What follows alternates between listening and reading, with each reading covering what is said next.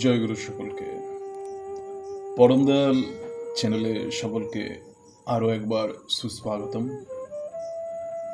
সকল দর্শক মণ্ডলী এই মুহূর্তে যারা ভিডিওটি দেখছেন, আজকে ৪ঠা জুলাই ১৯০২ সাল। এই ৪ঠা জুলাই কেন আজও সকলের কাছে হৃদয় বিদারক দিন হিসাবে মনে রয়েছে, সেই কাহিনীটি আজকে আপনাদের সামনে তুলে ধরব।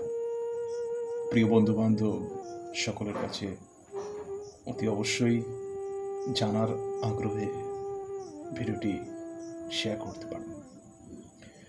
আজকে ৪ঠা জুলাই ১৯০২ সাল। ঠিক আজকের দিনে আমাদের কাছের পরমহংস শ্রী শ্রী রামকৃষ্ণদেবের প্রিয় শিষ্য, যুব সমাজের পথ প্রদর্শক স্বামী বিবেকানন্দের মৃত্যুদিন। আজকে স্বামী বিবেকানন্দ জন্ম মৃত্যু রেখা পার করে চিরবিদায় জানিয়েছিলেন। কেমন ছিল আজকের সারাদিন বিবেকানন্দের সেই শেষ সময়, সেই দিন, সেটা নিয়ে আজকে আলোচনা করব। ১৯০২ সালের আজকের দিনে ৪ঠা জুলাই ভোরবেলা সকাল ৭টার সময় বিবেকানন্দের ঘুম ভাঙল। ক্যালেন্ডারের দিকে তাকিয়ে দেখলেন আজকে ৪ঠা জুলাই।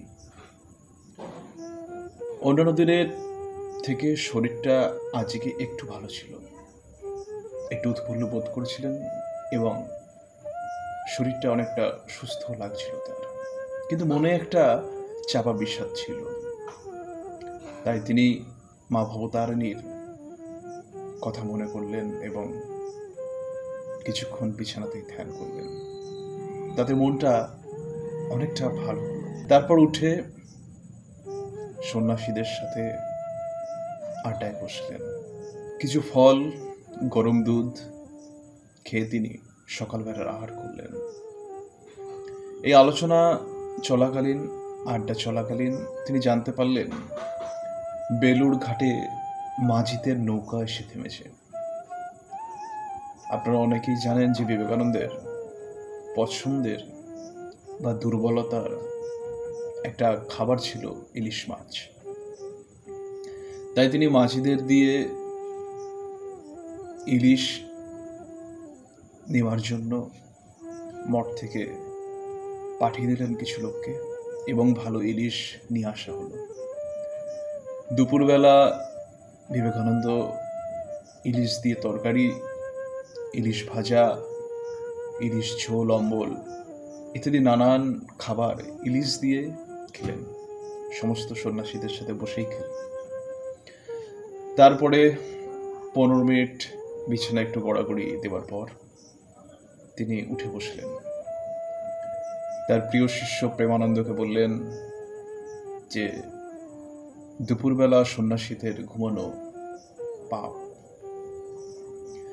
তাই দুপুর 1টার সময় স্বামী শুদ্ধানন্দকে বললেন যে লাইব্রেরি থেকে শুক্ল যজুর্বেদ বইটি আনিয়ে নিলেন এবং 1টা থেকে 4টে এই 3 ঘন্টা চলল স্বামীজির পড়াশোনা, ব্যাকরণের ক্লাস। অনেকেই অংশ নিয়েছিলেন তাতে।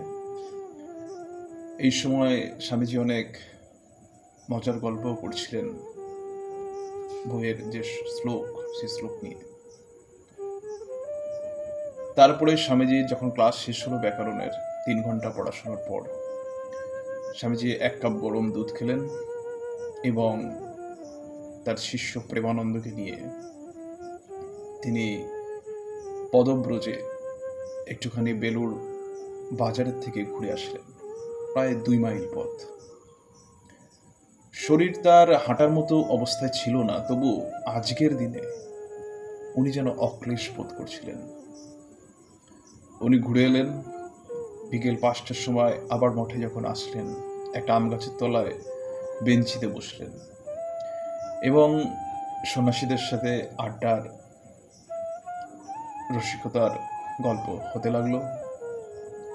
তামাক পান করলেন। ঠিক 7টার সময় শুরু হলো সন্ধ্যারতি। বিবেকানন্দ ব্রজেন্দ্রকে বললেন আমার ঘরে বা জব করতে উনি যাবেন, কারণ উনি বুঝতে পারছেন সময় আর নেই, সময় এগিয়ে আসছে। ব্রজেন্দ্রকে বললেন যে আমি জব করতে বসবো, আমাকে মালা দিয়ে তুই এখানেই বসবি, বাইরে বসে জব কর, আমি না ডাকলে তুই আসবি না। কিন্তু বিবেকানন্দ জানতেন হয়তো এটা তার শেষ জব। তিনি চলে গেলেন নিজের ঘরে এবং জবে বসলেন। তারপরেই সেই ঘটনা ঘটল। বিবেকানন্দ খুব গরম লাগছে বলে 8টার দিকে তিনি তার শিষ্যকে বলেছিলেন দরজা জানলা খুলে দিতে, এবং তিনি মেঝের বিছানায় চিত হয়ে শুয়ে পড়লেন। তারপরে বাম পাশে শুলেন এবং ডান হাতটা কেমন যেন কেঁপে উঠল। মুহূর্তের মধ্যেই কপালে 2-1 ফোঁটা ঘাম দেখা দিল এবং তার চোখ শিশুদের মতো কান্নায় ভেঙে পড়ল। এইভাবে কিছুক্ষণ রইলেন। তারপরে 9:02 থেকে 9:10 মধ্যে তিনি একবার দীর্ঘ নিঃশ্বাস ছাড়লেন। কিছুক্ষণ পর আবারও দীর্ঘ নিঃশ্বাস। তার মাথাটি কেঁপে উঠল এবং বালিশ থেকে মাথা পড়ে গেল। চোখ স্থির। সকলে ভাবছেন যে বিবেকানন্দর মনে হয় সমাধি হয়েছে। ডাক্তারবাবু এলেন, এসে সেই দুঃসংবাদটি দিলেন যে বিবেকানন্দ আর আমাদের মধ্যে নেই। ডাক্তারবাবু বললেন যে ব্রেনের শিরা ফেটে রক্তক্ষরণে তিনি মারা গেছেন। কিছুদিন আগে তার 2বার ম্যাসিভ হার্ট অ্যাটাকও হয়েছিল এবং ওই দিন 4 জুলাই সেই দিনও তার ম্যাসিভ হার্ট অ্যাটাক হয়েছিল।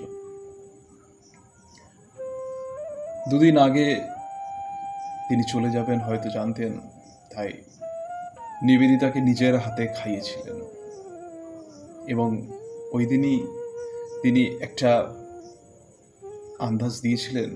তিনি বলেছিলেন যে ওইখানেই যেন আমাকে আমার শেষকৃত্যাদি সম্পন্ন করা হয়, যেখানে পরমহংসদেবের 16 বছর আগে শেষকৃত্যাদি সম্পন্ন হয়েছিল। সকালবেলা 5ই জুলাই বিবেকানন্দ শায়িত, নিবেদিতা তার শিয়রে বসে হাত পাখা দিয়ে হাওয়া করছেন। নিবেদিতার চোখ গড়িয়ে জল পড়ছে। বিবেকানন্দের মাথাটি রয়েছে পশ্চিম দিকে এবং পা দুটি গঙ্গার দিকে পূর্ব দিকে করে তাকে শায়িত করা রয়েছে। তার শিষ্যদের কথায় মস্তিষ্কের ব্রহ্মলোক ফেটে মৃত্যু হয় তার এবং তিনি মিলিয়ে যান। বিবেকানন্দ তিনি যে চলে যাবেন তিনি আগেই বলেছিলেন।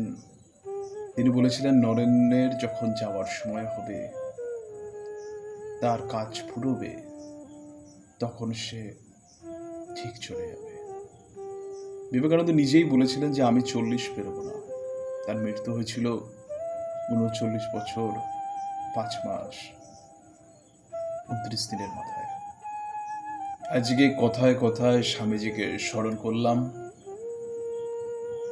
সকলে ভালো থাকবেন। দেখতে থাকুন পরম দয়াল ইউটিউব চ্যানেল। সকলকে জয়।